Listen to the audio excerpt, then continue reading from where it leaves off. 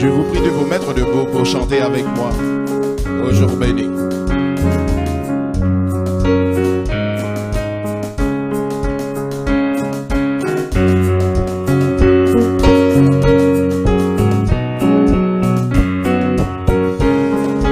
Allons-y ensemble. Au jour béni, jour de victoire que je ne saurais oublier. J'ai vu le roi de gloire apparaissant sur mon sentier. Sa beauté, sa gloire infinie de tous les côtés m'entourait. Son regard qui porte la vie sur ma pauvre âme savait. Son manteau couvrait ma misère, ses bras me serraient sur son. Il me portait dans sa lumière, loin du péché, de sa main, essuyant mes larmes. Il me parlait de son amour. Viens mon enfant, sois sans alarme, je te prends à moi sans regret. Et je suis dans cette retraite dont je ne sortirai jamais. Et je goûte une paix parfaite où ma voix s'avalonne et mène. Non, tout ceci n'est point un rêve, mais la grandeur réalité. C'est un jour nouveau qui se lève, qui doit durer l'éternel. En avant donc, avec courage, avec espoir. Je me consacre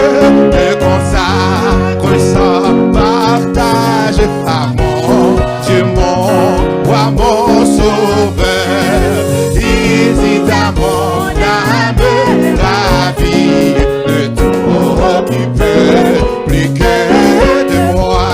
Et je dirai, je ta vie et je m'occuperai. Il l'a saisi, mais maintenant, j'ai dit amen à ce contrat. Il est temps, c'est mais bénissant de cet temps. L'effet, lui qui compte, et les yeux fermés, je m'avance tranquille sur le droit chemin. J'entends un chant de délivrance. Il peut tout car je ne. Il l'a saisi, mes mains tremblantes, j'ai dit amen. Il est temps, c'est mais bénissant de cet temps. En effet, lui qui compte, et les yeux fermés, je m'avance tranquille sur le droit. J'entends un chant. Il peut tout car je ne. J'entends un chant de délivrance. Il peut tout car je ne. J'entends un chant de délivrance. Il peut tout car je ne. J'entends un chant de délivrance. Il peut tout car je ne. J'entends un chant de délivrance. Il peut tout car je ne. J'entends un chant. Il peut tout car je ne. Marchons avec joie.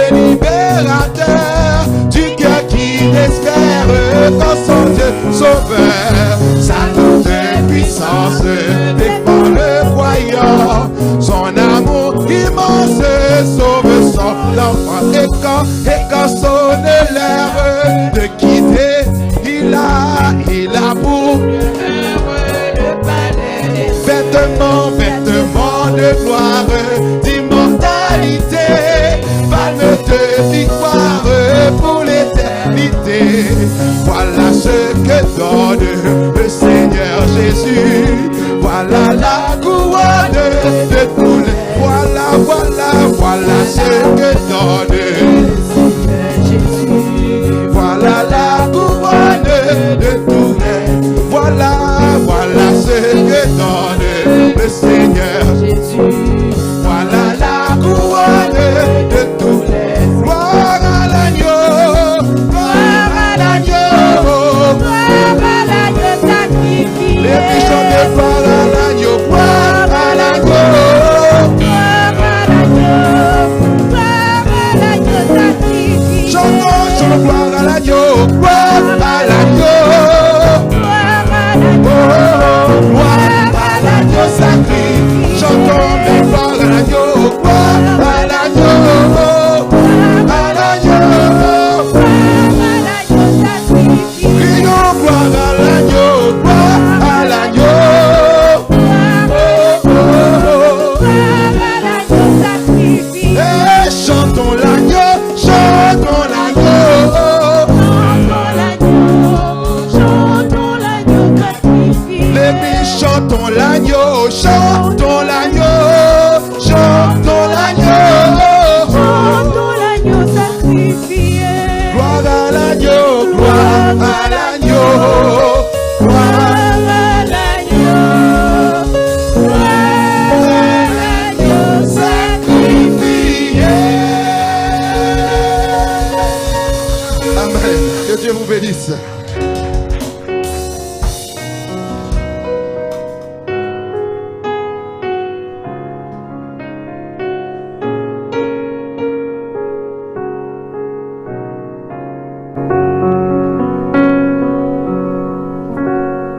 Merci beaucoup, frère Ribert. Merci. Nous remercions le Seigneur pour le temps que nous avons eu ce matin. Juste un mot de prière avant le message de la parole de Dieu. Cher Seigneur, nous bénissons ton nom, nous t'exaltons, nous te rendons toute la gloire. C'est par ta grâce que nous sommes sauvés par le moyen de la foi. La Bible dit, ce n'est pas que nous en soyons dignes, mais c'est parce que tu nous as fait cette grâce de nous donner ce que nous ne méritons pas. Père Saint, ta parole va être proclamée. Nous te prions, Papa, de préparer nos cœurs à recevoir la provision que tu as faite pour nous. Nous te prions, Père Saint, de te servir de moi comme juste un boyau et que ta parole puisse jaillir et rencontrer chacun de tes enfants dans leurs besoins et leur accorder un réma spécial ce matin. Au nom de Jésus, nous avons prié. Amen. Que le Seigneur vous bénisse, l'Église. Est-ce que vous vous rappelez quelle journée est aujourd'hui? Quel dimanche? C'est le dimanche où Jésus a fait son entrée à Jérusalem. Alors, nous allons lire dans Luc chapitre 19, versets 29 à 40. J'aime toujours que nous lisions ensemble et je demande à Sœur Yacha, si possible, de projeter pour nous afin que nous puissions lire ensemble cette portion d'écriture. Luc 19, versets 29 à 40. Au cours de ce message, il y a deux choses que je vais faire. Ce message contient deux parties. Une première partie, c'est un partage d'informations. Et une deuxième partie, c'est un encouragement. Alors, on se met debout et nous lisons ensemble dans Luc chapitre 19, du verset 29 au verset 40. Êtes-vous prêts? Si vous êtes prêts, dites Amen. Amen. On commence. Lorsqu'il approcha de Bethphagée, on lit ensemble, et de Béthanie, vers la montagne appelée montagne des Oliviers, Jésus envoya 2 de ses disciples en disant, « Allez au village qui est en face. Quand vous y serez entrés, vous trouverez un ânon attaché sur lequel aucun homme ne s'est jamais assis. Détachez-le et amenez-le. Si quelqu'un vous demande pourquoi vous le détachez, vous lui répondrez, le Seigneur en a besoin. Ceux qui étaient envoyés allèrent et trouvèrent les choses comme Jésus leur avait dit. Comme ils détachaient l'ânon, ses maîtres leur dirent, « Pourquoi détachez-vous l'ânon » Ils répondirent, « Le Seigneur en a besoin. » Et ils amenèrent à Jésus l'ânon, sur lequel ils jetèrent leurs vêtements et firent monter Jésus. Quand il fut en marche, les gens étendirent leurs vêtements sur le chemin. Et lorsque Jésus de Jérusalem, la descente de la montagne des Oliviers, toute la multitude des disciples, saisis de joie, se mit à louer Dieu à haute voix pour tous les miracles qu'ils avaient vus. Ils disaient, « Béni soit le roi qui vient au nom du Seigneur, paix dans le ciel et gloire dans les lieux très hauts. » Quelques pharisiens du milieu de la foule dirent à Jésus, « Maître, reprends tes disciples. » Et il répondit, « Je vous le dis, s'ils se taisent, les pierres crieront. » Amen. Veuillez vous rasseoir. Que le Seigneur daigne bénir cette lecture pour notre édification commune. Quand on parle de l'entrée de Jésus à Jérusalem, il y a plusieurs idées qui sortent parce qu'il y a plusieurs symboles dans cet événement. Dans certains milieux, vous l'avez dit tout à l'heure, dans certains milieux, on met l'accent sur les branches que les gens avaient coupées, afin de manifester leur joie. Mais est-ce que vous avez vu comment on appelle ce dimanche? L'accent n'est pas mis sur Jésus, l'accent est mis sur les branches. Dimanche des... Mais c'est quoi les rameaux? Tout l'accent est mis sur les rameaux. Mais les rameaux ne servaient seulement qu'au peuple d'agiter ça et de crier « Gloire à Dieu !» C'est ça qui est important. En fait, l'important, c'est Jésus qui est entré à Jérusalem. Je vous avais dit que dans notre message, il y aura deux parties importantes. La première partie va être un partage d'informations. Et c'est à la deuxième partie que nous allons tirer des leçons pour notre vie spirituelle. Alors, il y a aussi, dans l'entrée de Jésus à Jérusalem, la présence de l'âne. Il y a la présence sur le cri de la foule. Les pharisiens, eux, ce qui avait attiré leur attention, c'est ce que la foule disait. Mais pourquoi ils ont demandé à Jésus de faire taire la foule? C'est parce qu'ils ne croyaient pas que Jésus était le Messie. Or, la foule, le cri de la foule reprenait exactement Psaume 118, verset 6. Béni soit celui qui vient au nom du Seigneur. Donc la foule bénissait le Seigneur par la présence de Jésus parce que la foule reconnaissait. Il y a vraiment ceci à faire remarquer. Les gens qui se disaient versés dans la parole étaient troublés alors que la foule qu'ils considéraient comme des ignorants avait tout compris. La foule avait tout compris parce que le Saint-Esprit leur avait mis dans le cœur ce cri, béni soit celui qui vient au nom du Seigneur. C'est la foule qui avait raison, pas les chefs.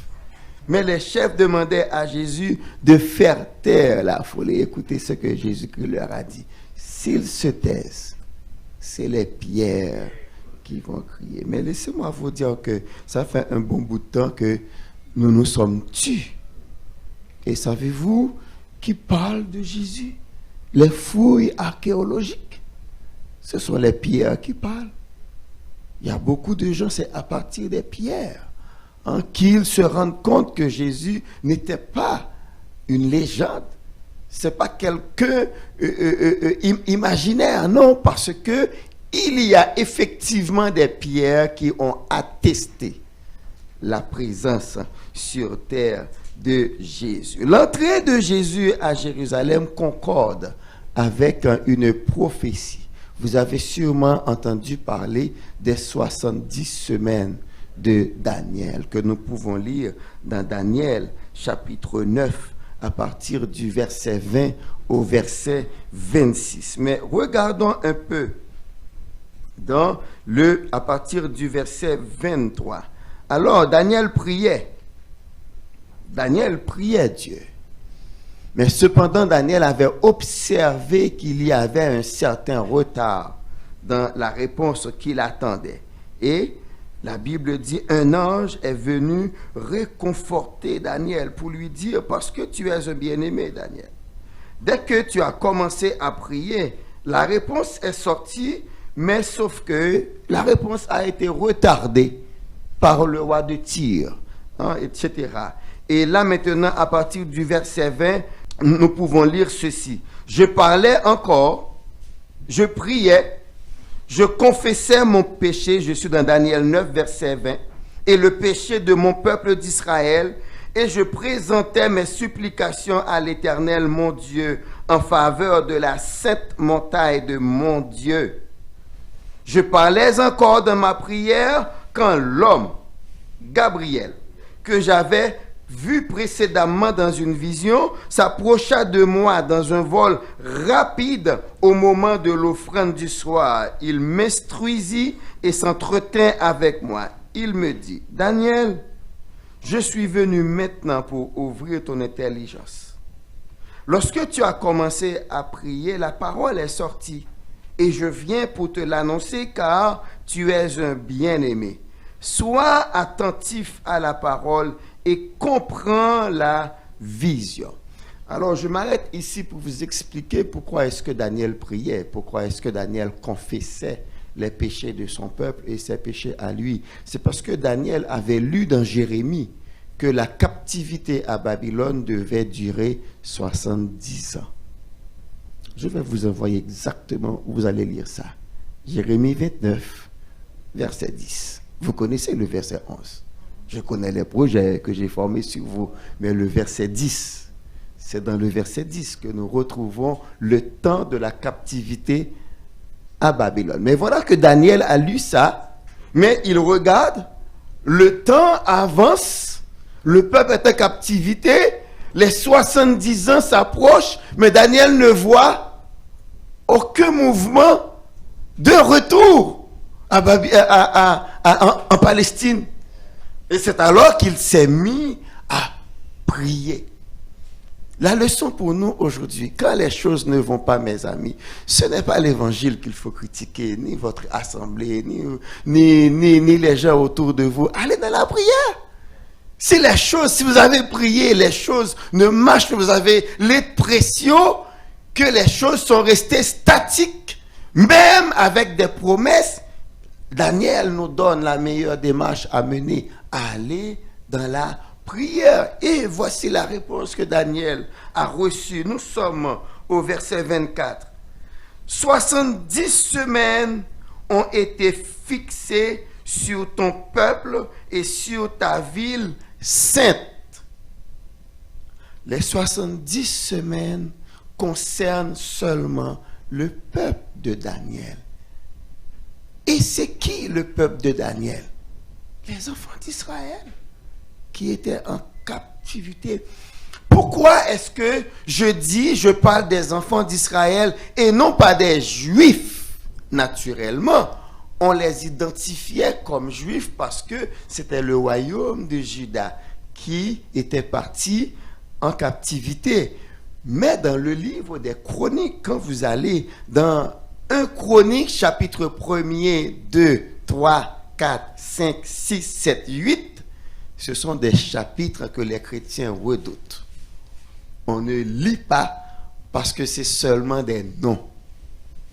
Mais ce sont les noms de tous ceux qui sont revenus de Babylone. Et qu'est-ce que vous allez voir dans ces listes de noms? Eh bien, vous allez rencontrer des représentants des 12 tribus d'Israël. Ça veut dire que même quand à Babylone, c'était le royaume de Juda qui était parti à Babylone, parce que depuis l'an 722, le royaume du Nord, avec les 10 autres tribus, avait déjà été emmené en captivité par les Assyriens. On n'a plus entendu parler d'eux. Et vous savez pourquoi? Malachie va nous le dire.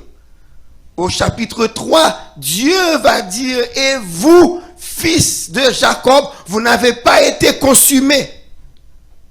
Pour parler de Juda, vous n'avez pas été consumés, mais il va dire, mais comparez-vous à Édom. Édom a été en captivité. Édom représente ces 10 tribus, mais ils ne sont pas revenus, ils sont perdus dans la nature.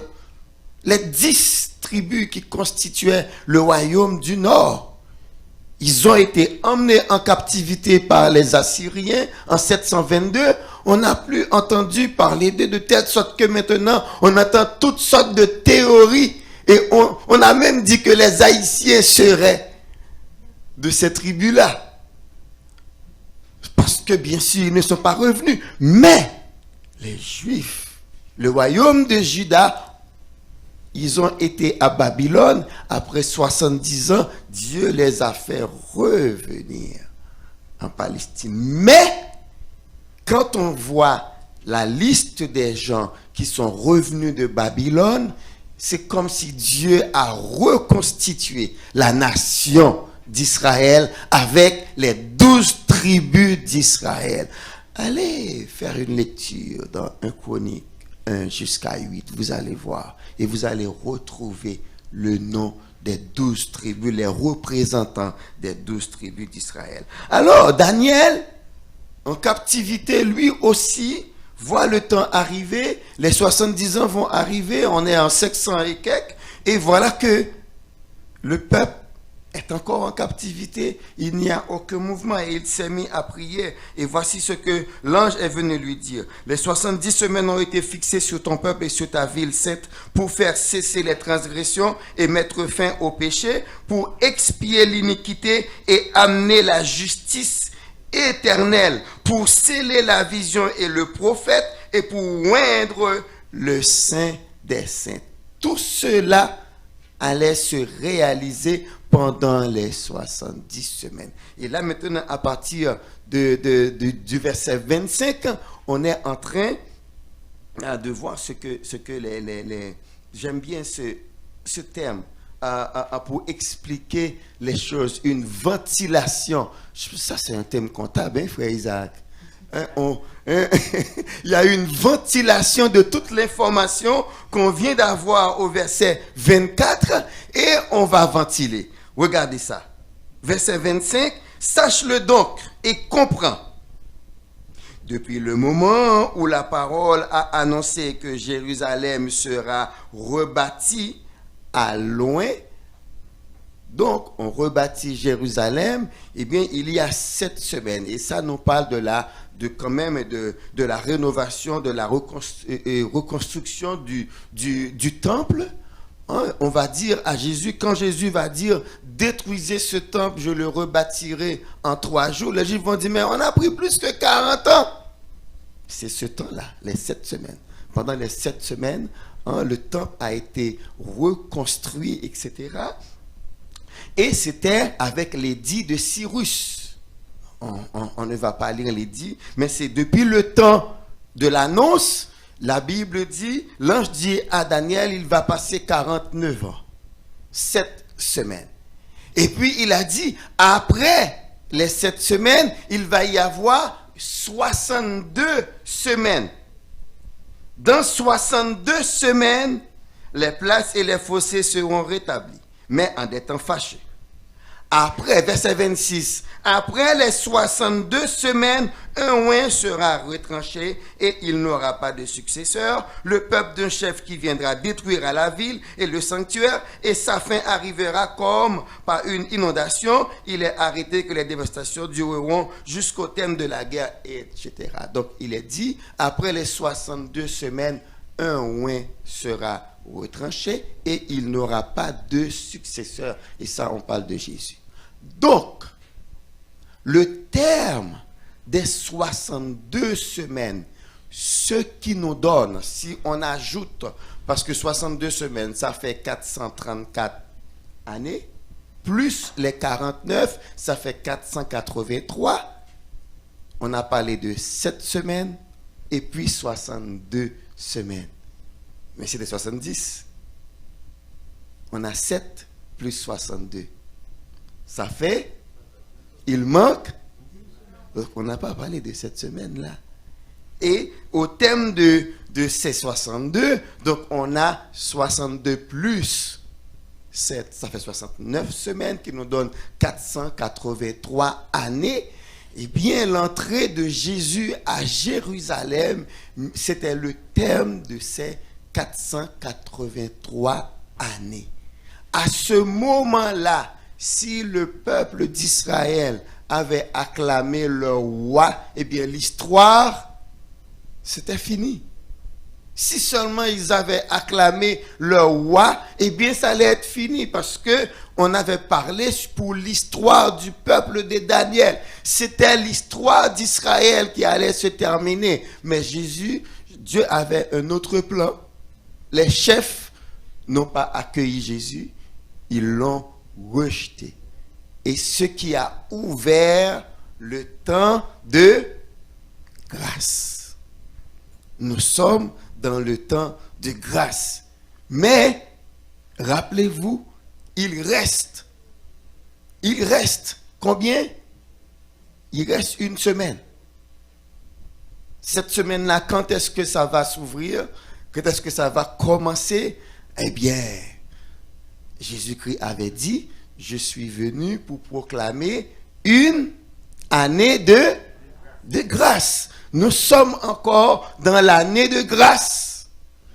La 7e semaine, probablement ça va s'ouvrir avec, selon Ésaïe 61, le jour de vengeance que Jésus n'a pas cité dans Luc chapitre 4. Parce que dans Luc chapitre 4, après qu'il ait lu la portion d'Ésaïe 61, il dit, eh bien, ce que nous venons de lire, c'est accompli aujourd'hui. Je suis là, c'est moi, c'est de moi. C'est de moi dont il est question ici. Et je suis là, et je suis venu. L'Éternel m'a oint. L'Esprit du Seigneur est sur moi, car il m'a oint pour annoncer de bonnes nouvelles aux pauvres. Pour annoncer, pour promulguer une année de grâce. Et puis, il a coupé là sa citation. Parce que Jésus-Christ n'était pas venu pour le jour de vengeance. Donc, son entrée à Jérusalem marquait, il y avait une liaison entre Ésaïe 61 et Daniel chapitre 9. Donc, Jésus est entré à Jérusalem ce jour-là, et vous voyez le roi des rois faire son entrée triomphale différemment des autres rois. Les autres rois, ils entrent avec grand apparat, avec défilé. C'est apôtre Paul qui nous parle de ça. Quand les gens, quand les Romains rentrent de leur guerre, de leur conquête, là, eh bien, ils font défiler les esclaves. Ils font défiler les conquérants, les légions qui ont gagné.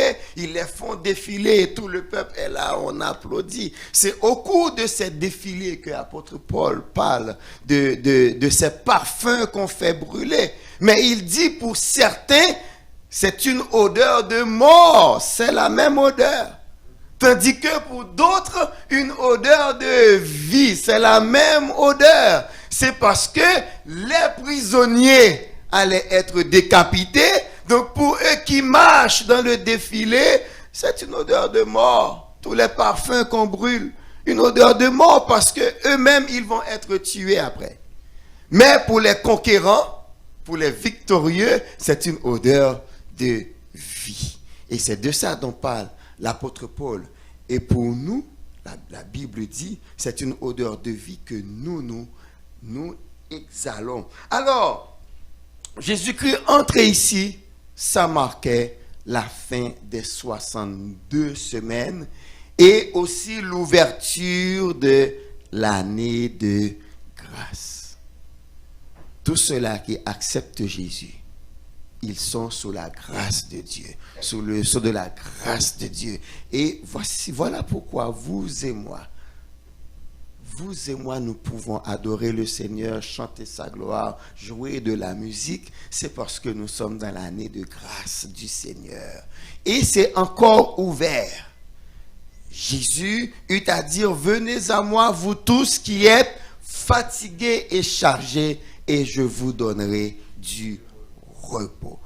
Donc, rappelez-vous, l'entrée de Jésus à Jérusalem, c'est la fin des 62 semaines, parce que plus tard, dans la même semaine, il va être crucifié, il va être mis à mort, après ça, il sera ressuscité, il n'aura pas de successeur. Qui peut succéder à Jésus-Christ? Personne. Maintenant, nous avons fini avec la première partie, je vous avais dit, une première partie de partage d'informations. La deuxième partie va porter notre attention sur l'âne de Jésus, mais aussi sur un autre âne. Parce que dans l'histoire du salut, nous retrouvons deux ânes.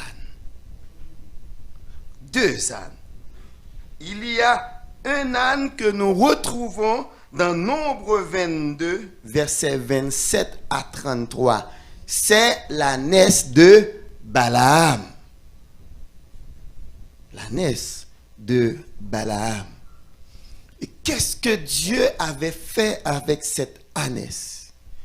Il lui a ouvert la bouche afin qu'il puisse converser avec Balaam. C'est ce que nous lisons. L'histoire, c'est que Balaam a été fait chercher par Balak, le roi de Moab, afin de maudire le peuple d'Israël. Dans un premier temps, Dieu lui avait dit, tu n'y vas pas. Effectivement, il a fait dire à Balak, bon, Dieu ne veut pas. Je ne peux pas aller parce que Dieu ne veut pas.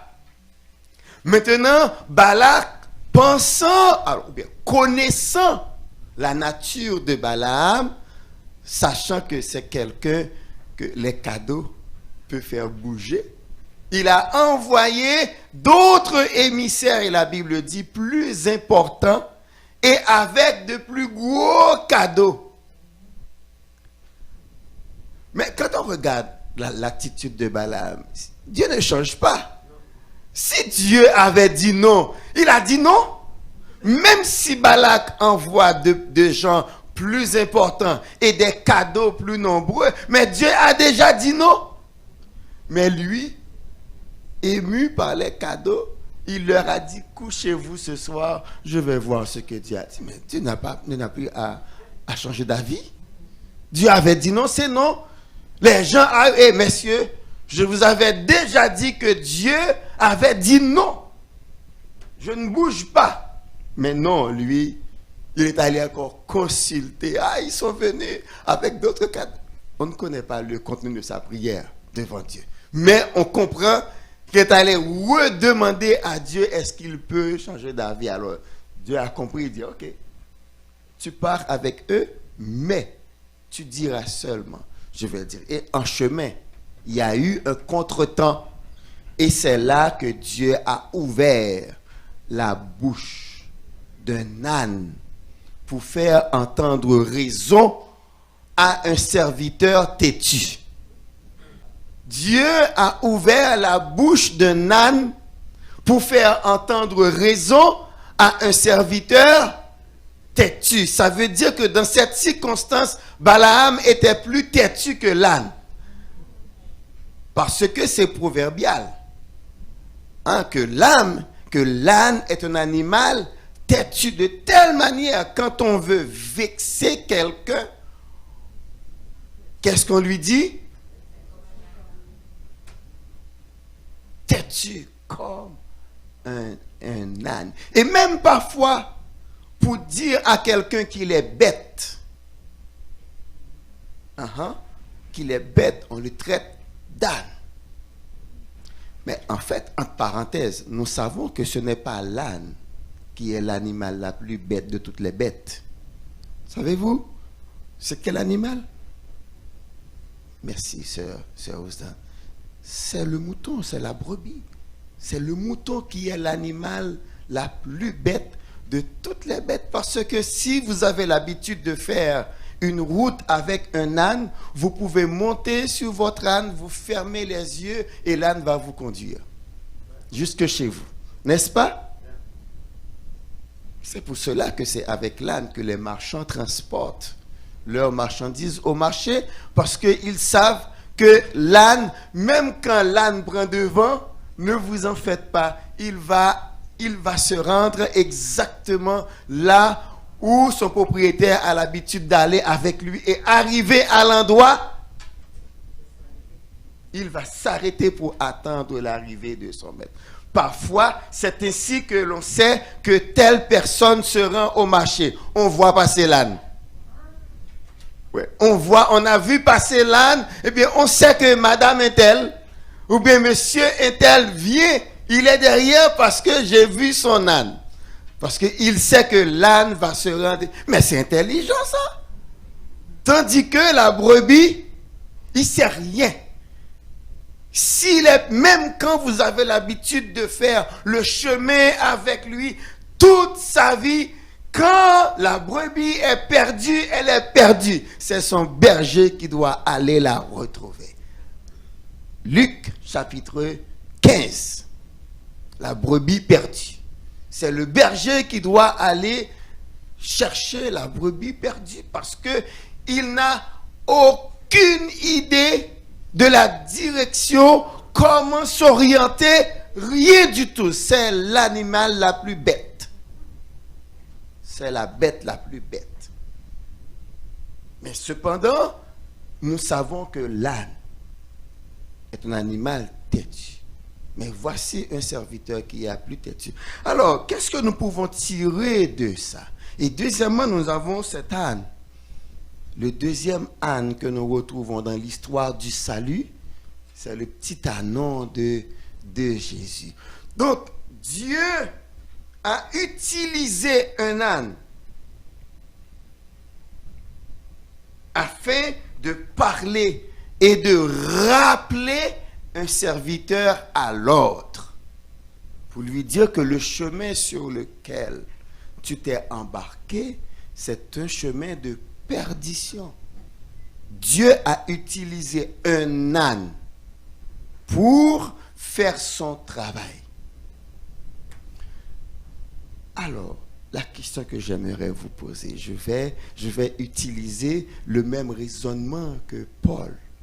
Paul a l'habitude d'utiliser un raisonnement quand il dit à plus forte raison, qu'on appelle un raisonnement a fortiori. Donc, si Dieu a utilisé un âne, un animal pour faire son œuvre, qu'est-ce que Dieu ne peut pas faire avec vous? Qu'est-ce que Dieu ne peut pas faire avec vous? Qu'est-ce que Dieu ne peut pas vous permettre de réaliser pour sa gloire? L'animal n'a pas été créé à l'image de Dieu. Mais vous et moi, nous portons l'image de Dieu. Donc si Dieu a utilisé un âne pour faire son travail, il peut utiliser vous et moi pour accomplir encore plus de choses. Et c'est ce que le psalmiste nous dit dans le psaume 60, verset 13. Avec Dieu, nous ferons des exploits et il écrasera nos ennemis. Maintenant, Luc 19, 36 à 38, nous retrouvons cet annonce.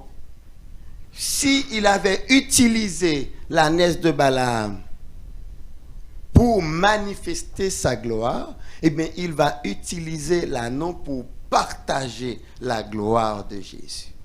Pour l'animal, c'est rien.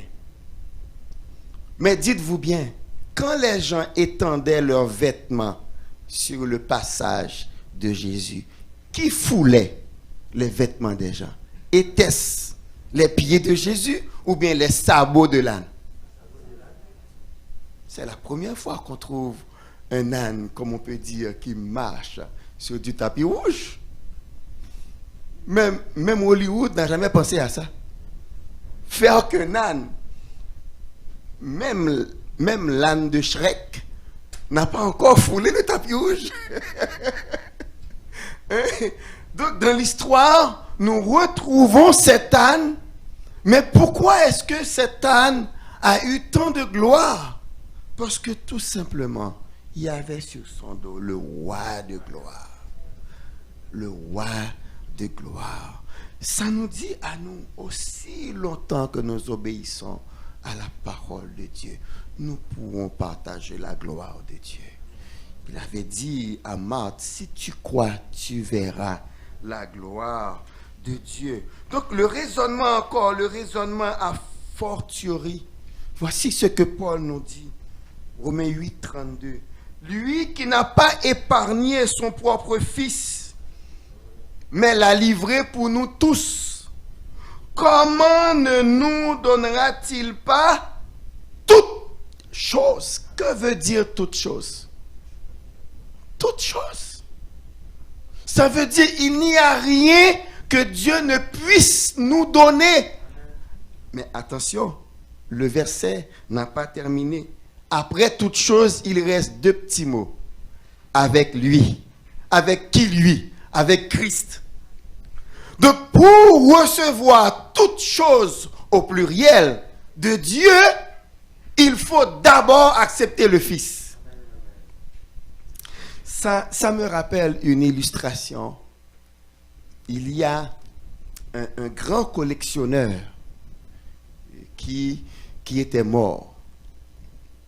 Et comme vous savez, c'est un grand collectionneur. À sa mort, toute la peinture qu'il avait accumulée toute sa vie, on a organisé une vente aux enchères afin de savoir qui va acheter toutes les peintures, les œuvres d'art que ce monsieur avait accumulées. Et puis, le jour était arrivé pour qu'on procède à cette vente aux enchères. Mais au début de la vente, tout le monde était étonné de voir le juge qui s'était chargé de la vente aux enchères exhiber un croquis, un portrait, mal fait. Mais il demandait qui veut le Fils. Qui veut le Fils? Il a passé beaucoup de temps à demander qui veut acheter le Fils. Les gens commençaient quand même à s'énerver. Mais écoute, on est là, on n'est pas là pour ça. On est là, où sont les autres œuvres? Il dit non, selon les consignes du décédé, du défunt, il faut d'abord vendre le Fils avant toute chose. Et puis, en fin de compte, personne ne voulait le Fils. Et c'est le gardien avec lequel le Fils a grandi, c'est lui qui a levé la main depuis la porte pour dire « je le veux ». Et il s'est avancé, il a acquis le portrait du Fils du défunt. Et une fois que le portrait lui a été adjugé, le juge a dit « c'est fini ». Et les autres disent « mais où sont les autres tableaux ?» Maintenant, il a dit selon les consignes du défunt, celui qui voulait le Fils va avoir tous les autres tableaux. Et voilà comment le gardien de la maison est devenu héritier il a hérité de toutes les autres œuvres parce que le monsieur avait dit il faut d'abord le Fils. C'est ce que Paul est en train de nous dire là. Il faut d'abord le Fils. Si vous voulez toute chose de la part de Dieu, il faut d'abord le Fils. Mais comment faire maintenant? Eh bien, Proverbe 3, 5 à 6 nous dit, confie-toi en l'Éternel. Comment? De tout ton cœur. Il ne faut pas réserver une petite partie. De tout ton cœur, intégralement. Et puis, il dit, et ne t'appuie pas sur ta sagesse. Donc, tu te confies en l'Éternel de tout ton cœur. Tu ne t'appuies pas sur ta sagesse. Ensuite, tu le reconnais dans toutes tes voies. Donc, avec Dieu, il n'y a pas de demi-mesure. Il n'y a même pas de 3/4 de mesure. Même pas de 99% de mesure. C'est 100%. C'est tout ou rien. C'est tout ou rien. Vous le reconnaissez dans toutes vos voies et il aplanira vos sentiers. Voulez-vous que Dieu aplanisse votre sentier? Eh bien, il faut le Fils. Il faut accepter comme le petit ânon que le Fils soit sur vous, dans votre cœur, dans votre vie. Et vous allez voir, comme l'ânesse de Balaam, il va vous utiliser pour sa gloire. Deuxièmement, il vous fera partager sa gloire. Il vous donnera toutes choses et tous vos projets réussiront. Il aplanira vos sentiers. Les gens seront étonnés de voir combien eux-mêmes, ils se dépensent, ils s'efforcent pour réussir.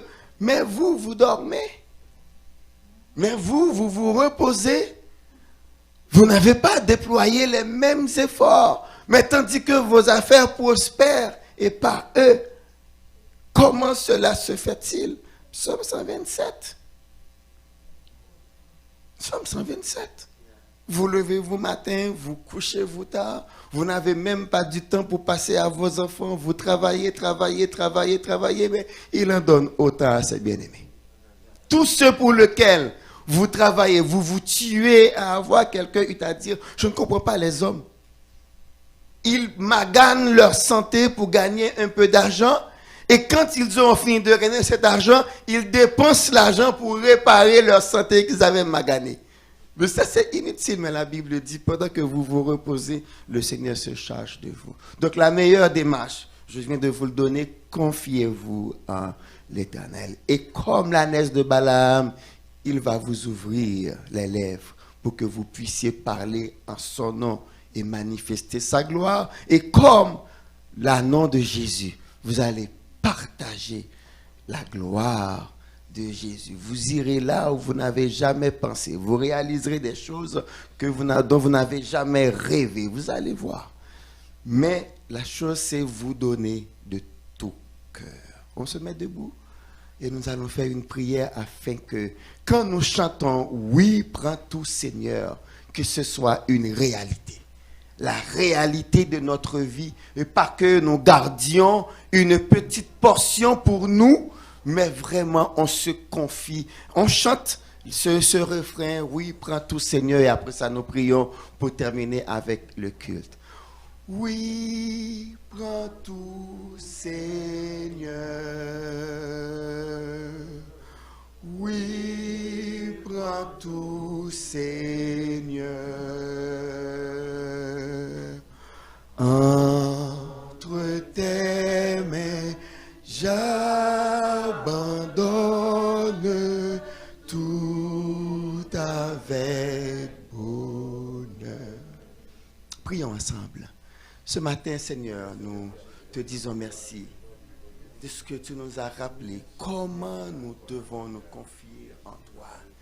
C'est toute notre vie, tout notre cœur. Confie-toi en l'Éternel de tout ton cœur, de toute ton âme, de toute ta pensée, et le laisser prendre le contrôle de ta vie. Papa, nous te prions, Père, fais que cette parole puisse résonner dans le cœur de chacun de nous.